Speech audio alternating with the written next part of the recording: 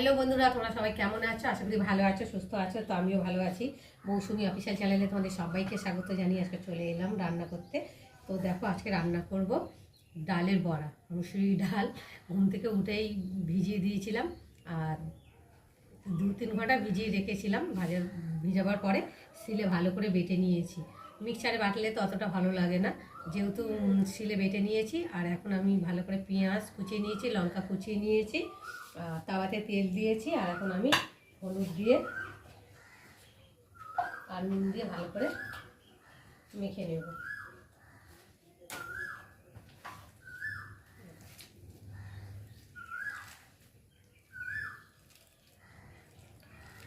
ভালো করে মেখে নিলাম চটকিয়ে।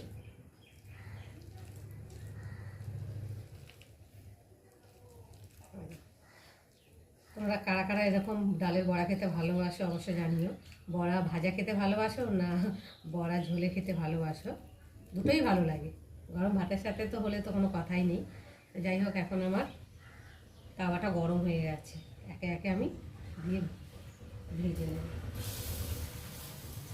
একটু চ্যাপটা চ্যাপটা করে দিলে না ভালো ভাজা হয়, নাহলে উঁচু উঁচু করে দিলে শক্ত শক্ত হয় আর ভালো লাগে না।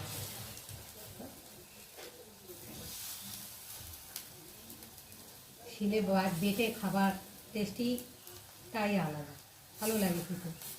মিক্সচারে তো অত ভালো লাগে না। আর যেহেতু আমরা মিক্সচারেও খাই না, সবসময় শিলে বেটেই খাই। ছড়িয়ে ছড়িয়ে দিলে তো বড়াটা ভালো ভাজা হবে, আর বড়ার ভিতরে ঝোলও ঢুকবে ভালো।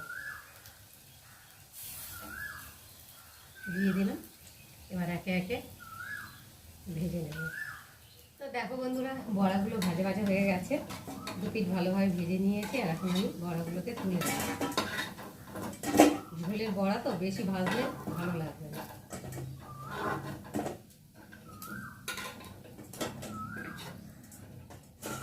দেখো, ভেজে নিয়েছি, আর অল্প রয়েছে, সেটাকে দিয়ে ভেজে নেব।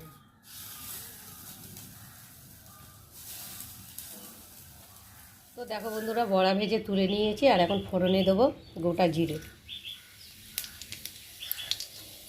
জিরেটা একটু ভালো করে ভেজে নেব।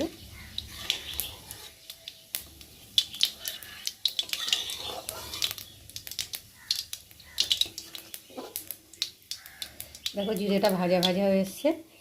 এবার কেটে রাখা আলুটাকে দিয়ে ভালো করে জিরের সাথে ভেজে নেব।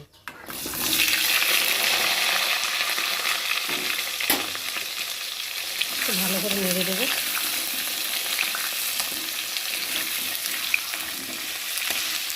আর একটু আলুটা ভাজা ভাজা, আলুটা বেশ লাল লাল করে ভেজে নিয়েছি। আর এখন আমি দিয়ে দেবো পরিমাণ মতো নুন,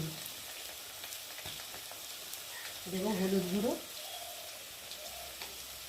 আর দেবো লঙ্কার গুঁড়ো। এবার দিয়ে দেবো আদা বাটা, জিরে বাটা, রসুন বাটা, আর দিয়ে দেবো একটা টমেটো কুচি। দিয়ে মশলাটা ভালো করে কষিয়ে নেব।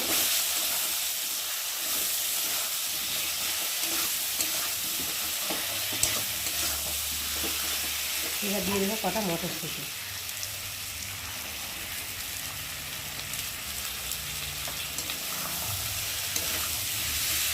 মশলাটা ভালো করে কষিয়ে নেব। যতক্ষণ না মশলার একটা কাঁচা গন্ধ যাবে ততক্ষণ মশলা কষাতেই থাকবে। বেশ মশলা দিয়ে আলুটা ভালোভাবে কষিয়ে নিয়েছি।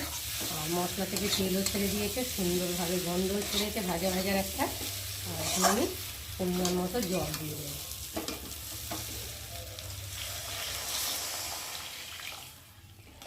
দেখে ভালো করে নেড়ে দেবো।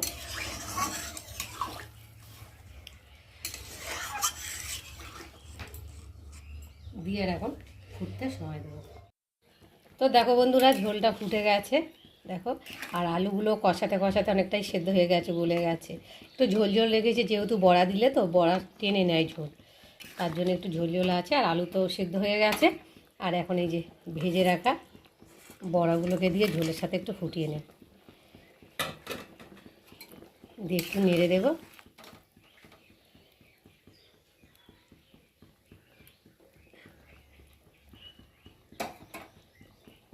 দিয়ে আর এখন ঢাকা দিয়ে ফুটিয়ে নেব।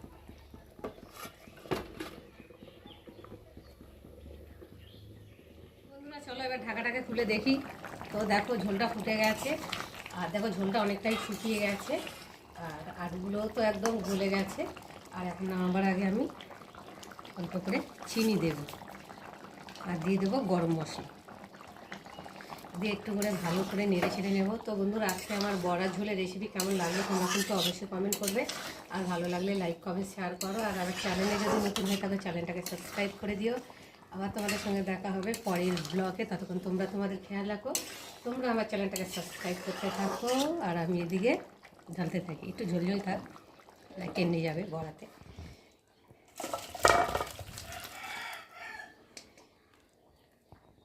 তো দেখো বন্ধুরা, মেয়েকে খেতে দিয়েছি, মেয়ে এখন খেতে বসে। কী দিয়ে খাচ্ছিস?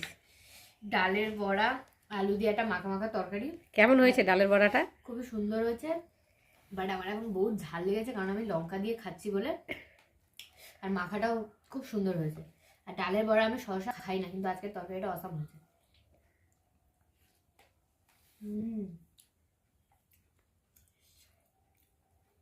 তোমরা দুপুরে কে কি দিয়ে লাঞ্চ করেছো অবশ্যই বলো। আমি তো এই দিয়ে খাচ্ছি।